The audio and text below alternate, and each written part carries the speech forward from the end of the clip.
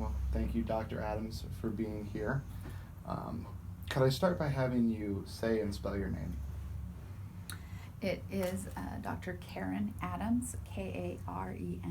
Last name is Adams. And where do you live, Dr. Adams? I live in the greater Des Moines area, Okay. West Des Moines. Have you ever been deposed before? I have not. Okay. Well, just a little bit of some introduction about how this will go. I'll ask you questions, and if you have any questions about the questions I'm asking or anything's unclear, just ask me to phrase it differently. And counsel will object, but I think we've agreed that you'll answer, and we'll take up any objections to the judge post deposition. So, Okay. Well, Dr. Adams, let's dig in. On the day of the incident in question, why did you go to the Chandler department store? I was going to be stopping in a bookstore. Thought I'd stop through the Chandler department store on the way. It's at the mall, and saw the perfume. Decided to try the perfume there. So it was just as in a passing by type of thing. You weren't there looking for any one item, just browsing? I was just there to do some quick shopping. So yeah, nothing in specific other than I had planned to go to the bookstore, and I did want to buy some some spray, some cologne. So yeah, I did have that purpose too. It's Sure. just like a quick trip. So you tried some colognes or perfumes at the perfume counter, is that correct? That's correct. How many did you try? I don't recall. I really don't. But I do recall, obviously, doing the one that they accused me of taking. But I did several. Sure.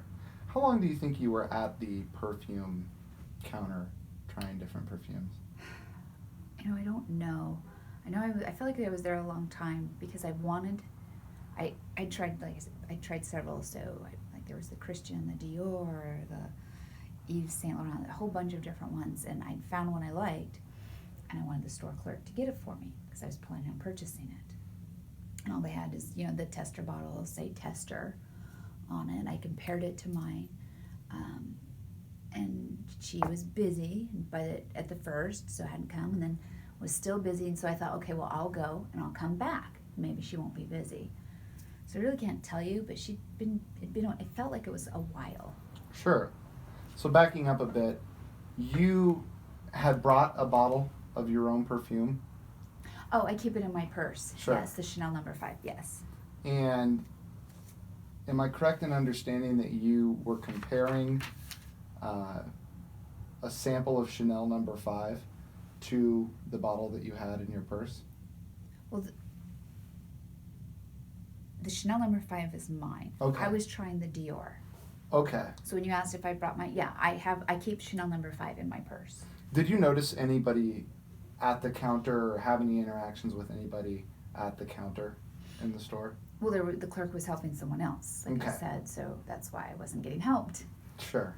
Did you ever speak with the clerk? Did not. Okay. So, did you take the Chanel No. 5 out of your purse?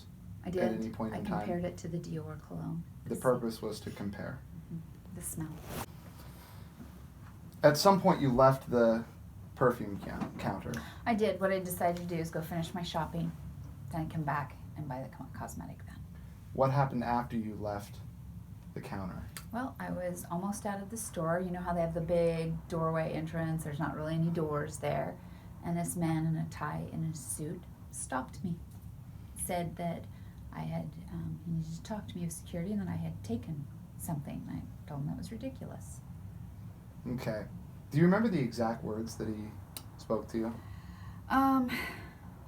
He said, I'm with store security and I believe you have something from the cosmetic counter which wasn't paid for.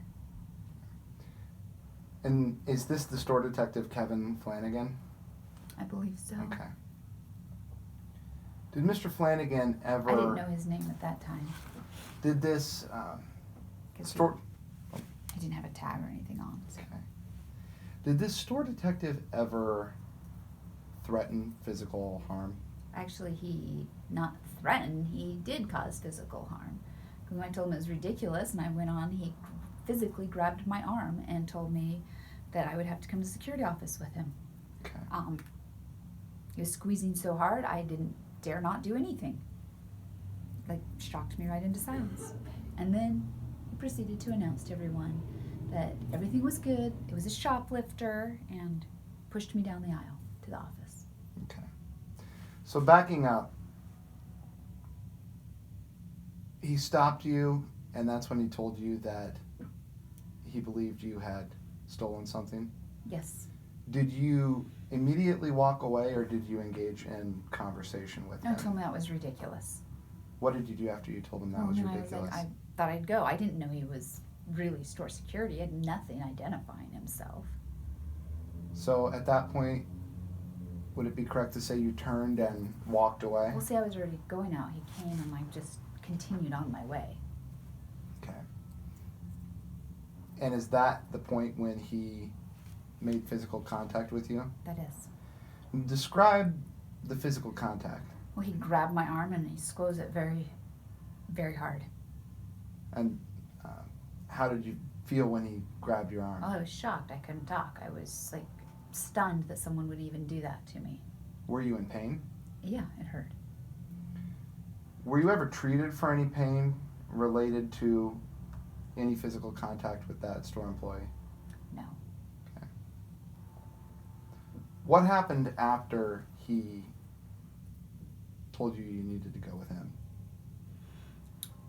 He pushed me down the aisle, told everybody I was a shoplifter, and took me to some office. Okay. Did he or any other store employee ever make threats to physically harm you? Verbal threats? No. Did they ever make verbal threats that they would harm your reputation?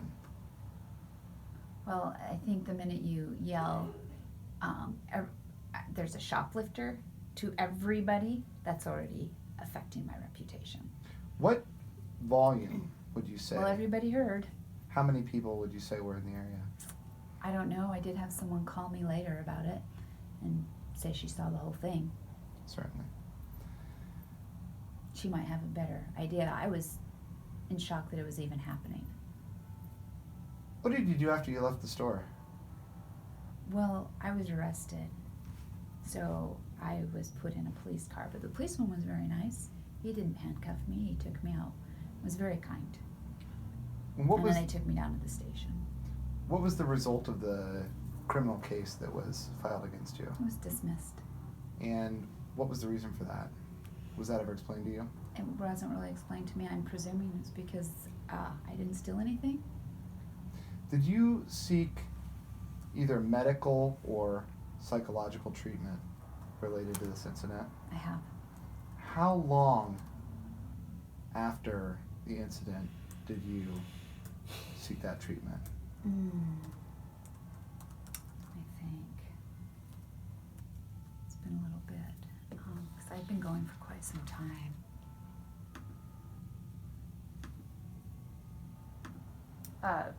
Point of clarification, counsel, are you talking about visits with Dr. Lee? Yes. Okay. I feel like it was after I actually retained the law firm and stuff, because I had been having a lot of issues, not sleeping, anxiety, and I talked to a friend, and that's when I started to go and see Dr. Lee. Certainly. Now, how has this incident affected your practice? Well, In your I own words. go 3 times a week to see Dr. Lee for like 3 weeks. Now I see Dr. Lee once a week, so that cuts into my time. I have to take medication.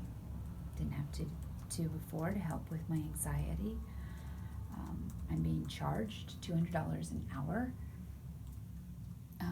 Normally he charges $250, but he gave me a discount. Have any patients ever told you that this impacted their impressions of you? No. Have you ever had a patient who you think might have come to you but didn't because of something that they read or saw? I wouldn't know that if they haven't come to me, because how will I know if that deterred them or not? Have you ever been sued for malpractice? No. Have you ever had your medical license suspended, revoked, or had any charges in front of a disciplinary board? No. I don't have any more questions.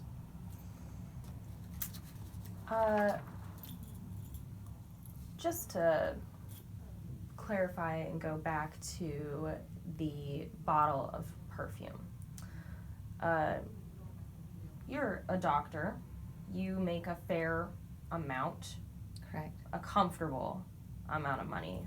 I do well. I do well enough. I'm I'm a new doctor, so, paying off student loans just like all other professionals. enough where you can afford designer perfume. It's one of my little splurges, yes. You like Chanel No. 5 so much that you keep it with you all the time. Yes, it is my favorite. So you probably would want extras. Like you go there to buy extras of your perfumes. Well, I like perfume, so I look for something. It's, like I said, those are my little splurges.